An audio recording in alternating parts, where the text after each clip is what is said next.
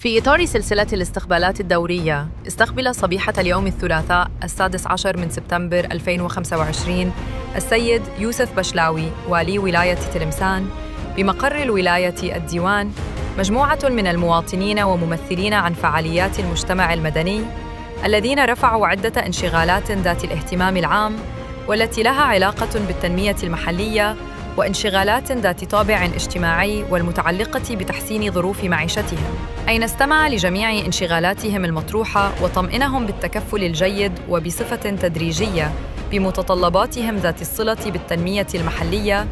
مبرزاً في ذات السياق أن السلطات المحلية تولي اهتمام كبير لانشغالات المواطنين